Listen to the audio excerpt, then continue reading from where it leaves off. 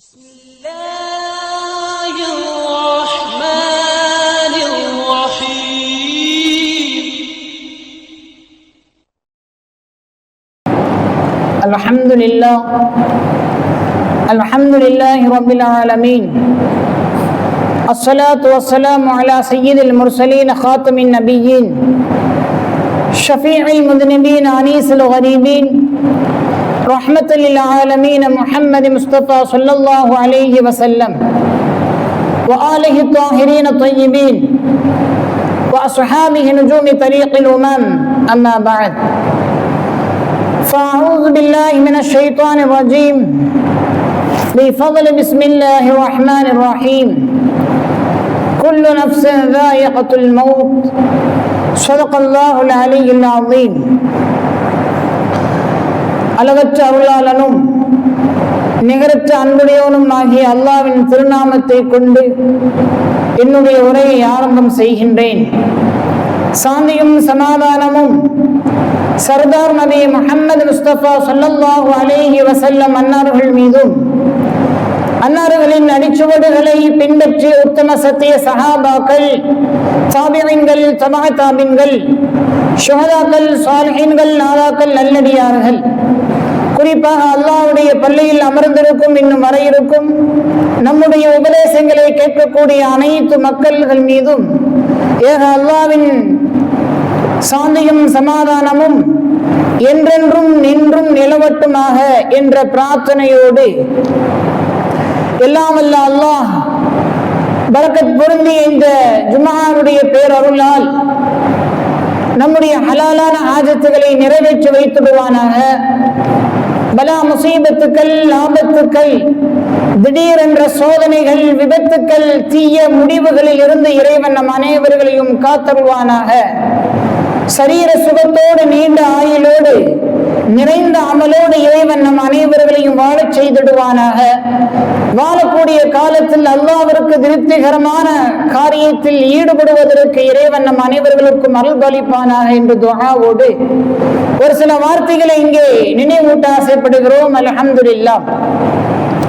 கண்ணியத்திற்குரிய அன்பான இஸ்லாமிய சொந்தங்களே, பெரியவர்களே, ஒரு மனிதன் உலகத்தில் பிறந்து அந்த மனிதன் முதல் வார்த்தை பேசுவதற்காக வேண்டி குடும்பத்தில் பெற்றெடுத்த பெற்றோர்கள், அந்த குழந்தையை சார்ந்த இரத்த உறவுகள், சொந்த பந்தங்கள் எல்லாம் அந்த குழந்தைக்கு வார்த்தைகளை சொல்லித் தருவார்கள். அம்மா என்று சொல்லு, அத்தா என்று சொல்லு, அப்பா என்று சொல்லு, மாமன் என்று சொல்லு, மச்சான் என்று சொல்லு என்ற சின்ன சின்ன வார்த்தைகள், உறவு முறைகளை சொல்லி சொல்லி அந்த குழந்தைகளை பேசுவதற்கு தூண்டுவார்கள். அந்த குழந்தையும் கொஞ்சம் கொஞ்சமாக ஒரு சில வார்த்தைகளை அப்படியே மொழிந்து மொழிந்து அது நல்ல விதமாக பேச குழந்தை ஆரம்பித்து விடுகிறது. ஆக குழந்தை பேசக்கூடிய முதல் வார்த்தையை அது பெற்றெடுத்த பெற்றோருக்கு கூட தெரியாது. என்னுடைய பிள்ளை முதல் வார்த்தையாக என்ன பேசியது அந்த நேரத்திற்கு சொல்லுவார்கள். ஆனால் அது வரலாற்று ரீதியாக பதிவு செய்யப்படக்கூடிய வார்த்தைகளாக இருக்காது. ஆனால் அதே குழந்தை பெரிதாக ஆகி அந்த குழந்தை வாழ்க்கை எல்லாம் நல்லது கெட்டதை அனுபவித்து கடைசி மரண நேரத்தில் ஒரு மனிதன் சொல்லக்கூடிய அந்த வார்த்தை குடும்ப அளவில், சமூகத்து அளவில் அது மறக்க முடியாத ஒரு நிரந்தர ஞாபகத்திற்குள்ள ஒரு வார்த்தையாக அமைந்து விடுகிறது. அதுதான் எல்லாத்துடைய அன்றாடைய நிலை. நிறைய பேர்களை பார்க்கலாம், இறக்கக்கூடியவர்கள் இறந்து விட்டதற்கு பிறகு அவர்கள் சொந்த பந்தங்களுக்கு மத்தியிலே பரிமாறக்கூடிய வார்த்தைகள். அவர் என்ன சொன்னார்? கடைசியாக சொன்னார், எனக்கு நெஞ்சு வலிக்கிற மாதிரி இருக்கிறது என்று அவர் சொன்ன கடைசி வார்த்தை. அவர் சாப்பிட்டுக் கொண்டிருந்தார், குடும்ப விஷயத்தை பேசினார், அவர் கடைசியா சொன்ன வார்த்தை இந்த வார்த்தை சொன்னார் என்று வஃபாத்தானவர்களை குறித்து அவருடைய குடும்பத்தார்கள் சொல்லக்கூடிய வார்த்தை இது, இப்படி சொன்னார் அப்படி சொன்னார், அல்லது சில பேர் கலிமா சொல்லி இப்படி வஃபாத்தானார் என்று ஒரு மனிதன் இந்த உலகத்தினுடைய பயணத்தை முடித்து மறு உலகத்தினுடைய பயணத்தினுடைய தொடக்கத்தில் சொல்லுகின்ற அந்த கடைசி வார்த்தை அது குடும்ப அளவில் அப்படியே மறக்க முடியாத கடைசி வார்த்தையாக இருக்கும். இது எல்லா மனிதர்களுக்கும் உண்டானது. அந்த வரிசையில் நல்லோர்களுடைய கடைசி வார்த்தை எப்படி முடிந்தது என்பதைத்தான் இங்கே பார்க்கிறோம்.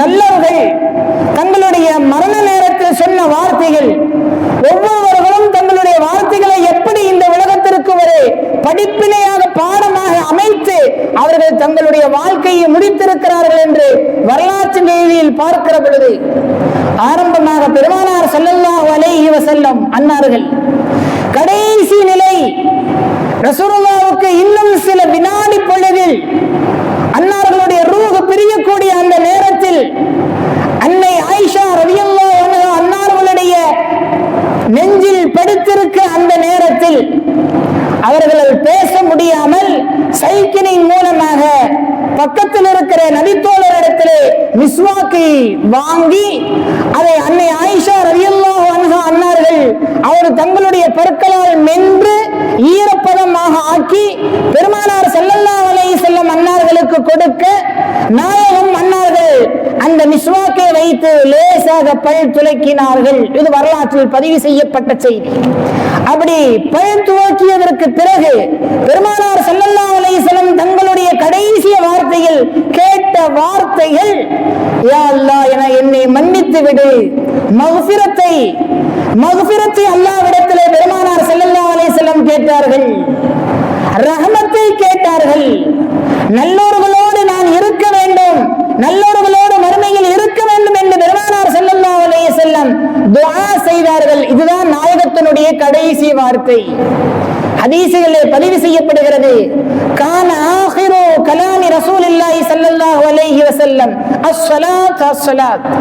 நாயகம் அன்னார்களுடைய கடைசி வார்த்தை உலகத்தில் வாழ்ந்து மறையக்கூடிய அந்த நேரத்தில் நாயகம் சொல்லி முடித்த கடைசி வார்த்தை தொழுகை தொழுகை என்பதை குறித்து ரசூலுல்லாஹ் சொல்லிவிட்டு அவர்கள் வஃபாத் ஆகிறார்கள்.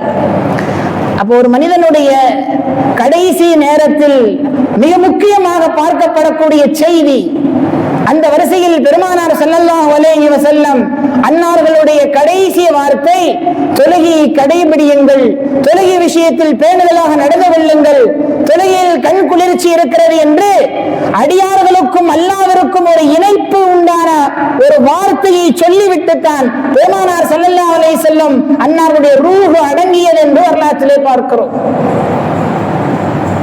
அதே போல ஹஜ்ரத் உமர் ரலியல்லாஹு அன்ஹு அன்னார்களுடைய கடைசி வார்த்தை, ஒரு எதிரியால் உமர் ரலியல்லாஹு அன்ஹு அவர்கள் குத்தப்படுகிறார்கள்.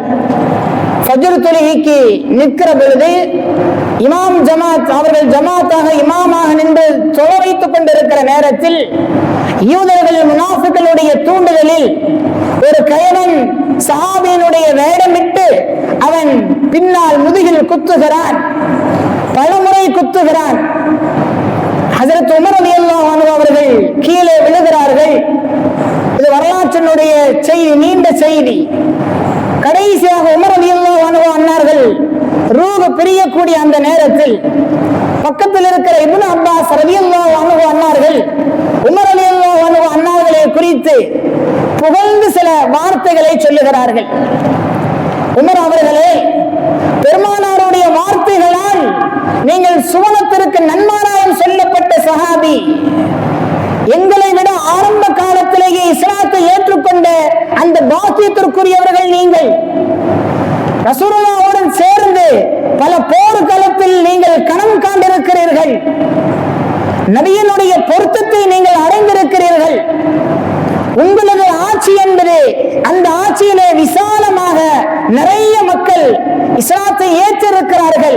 இஸ்லாம் என்ற கொடி நிறைய நாடுகளுக்கு பறந்து விரிந்திருக்கிறது.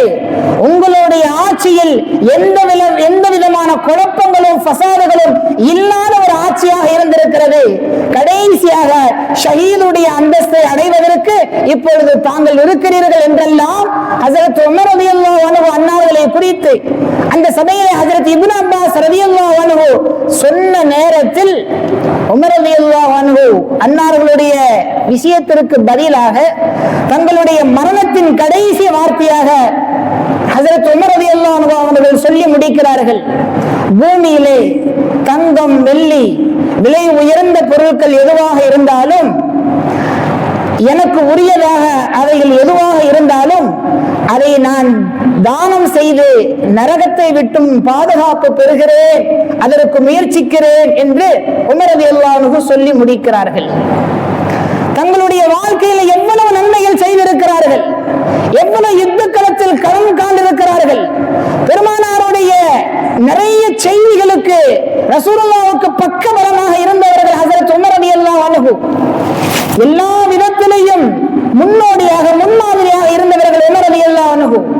அன்னார்களுடைய கடைசி மரணத்தின் கடைசி வார்த்தை இந்த வார்த்தையோடு நிறைவு செய்கிறார்கள், எனக்குன்னு இந்த உலகத்தில் இருந்த எந்த பொருளாக இருந்தாலும் அதை அல்லாஹ்விற்காக வேண்டி சதகாக்களை தான தர்மங்களை செய்து நான் நரகத்தை விட்டும் பாதுகாக்க முயற்சிக்கிறேன் என்று ஹஜரத் உமர் ரலியல்லாஹு அன்ஹு சொல்லி முடிய அவருடைய ரூஹ் பிரிந்தது என்று வரலாறு.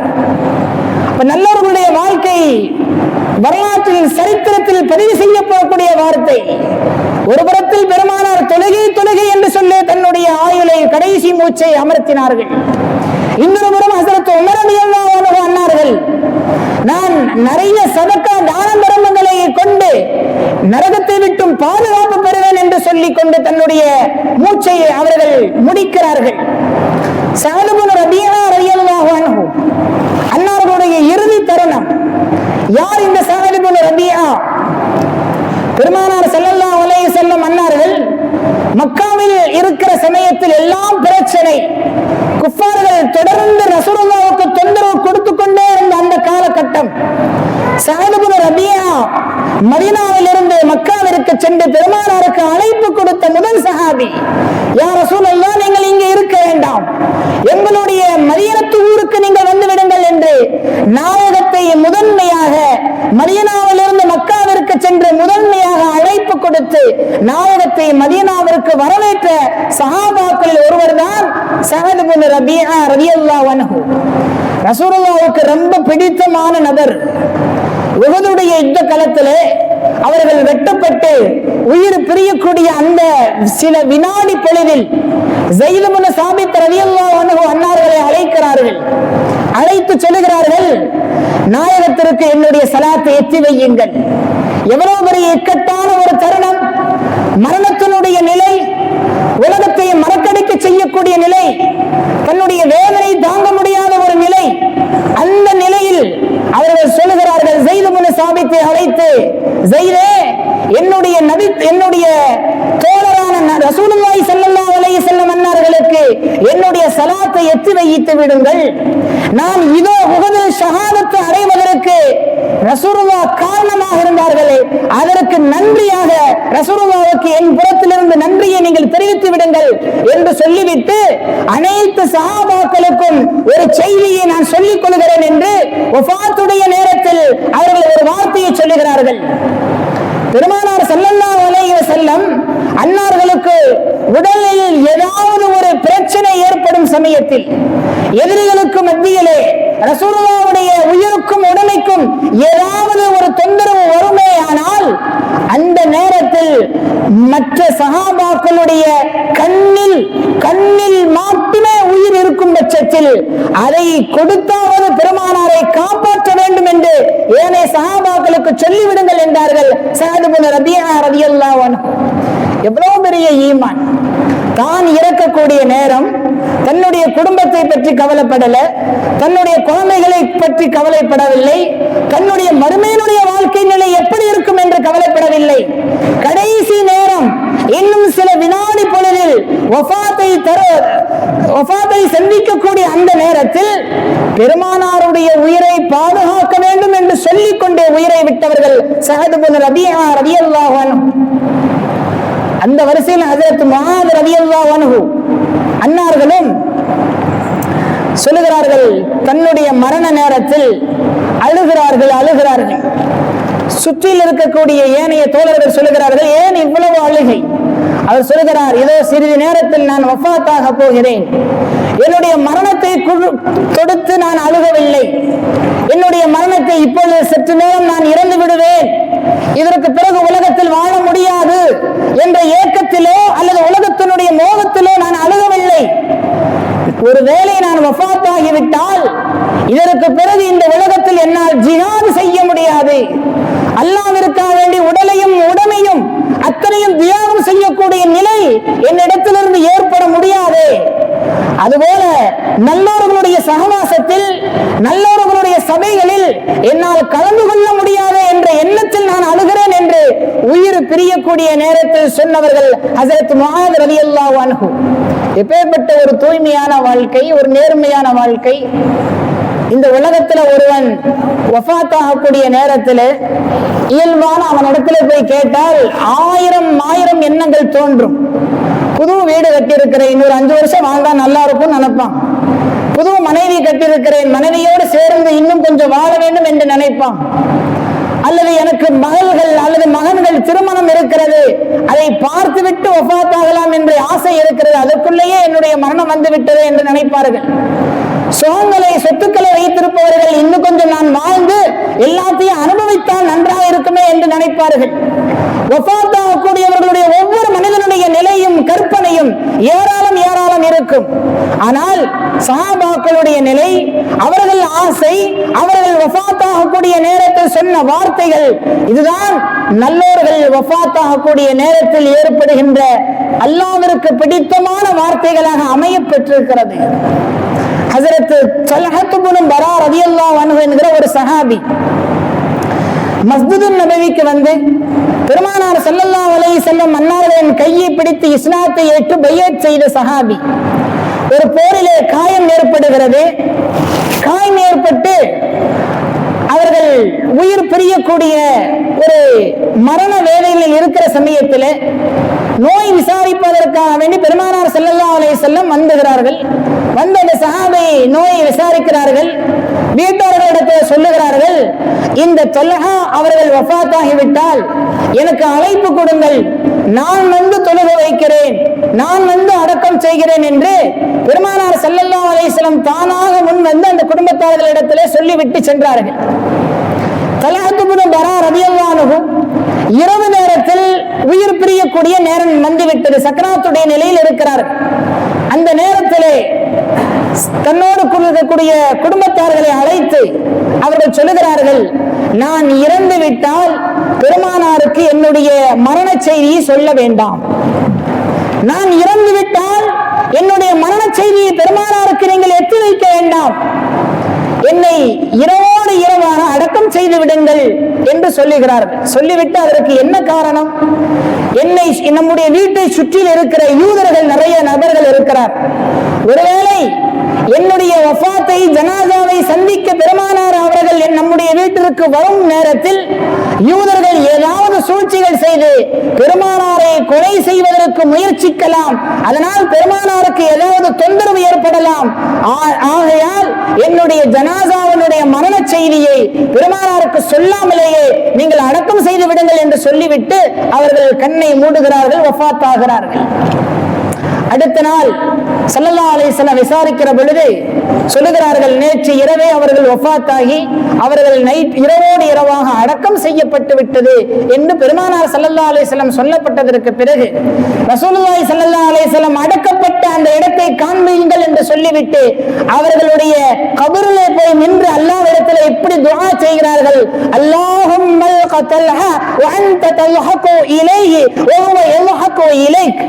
யா அல்லாஹ், நீ தல்ஹா ரலியல்லாஹு அன்ஹு அன்னார்களை பொருந்திக் கொண்டு நீ சிரித்த வண்ணம் அவர்களை சந்தி, அவரும் உன்னை சிரித்த வண்ணம் உன்னை சந்திக்கட்டும் என்று துஆவோடு ஸல்லல்லாஹு அலைஹி வஸல்லம் அவர்களுடைய நன்மதிப்பை பெற்றிருக்கிறார்கள் என்றால் இதுதான் சஹாபாக்களுடைய நமக்கான உண்டான படிப்பினை வாழ்க்கை.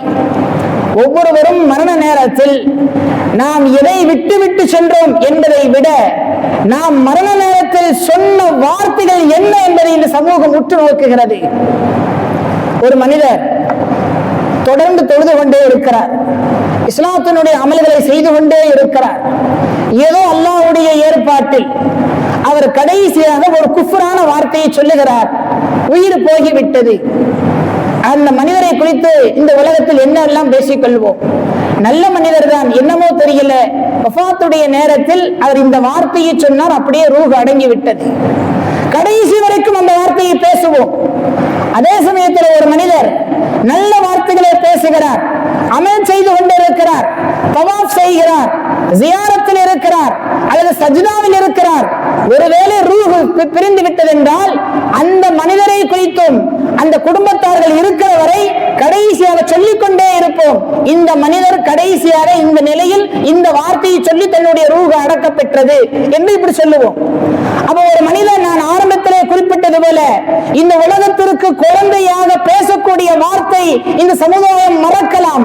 ஆனால் இந்த உலகத்தை விட்டு பிரிந்து செல்லக்கூடிய கடைசி நேரத்தில் உண்டான மணித்துளியில் உண்டான வார்த்தைகள், இந்த உலகம், அந்த குடும்பத்தார்கள் அவர்கள் இருக்கிற வரைக்கும் திரும்ப திரும்ப அந்த வார்த்தையை சொல்லப்பட்டு கொண்டே இருக்கும்.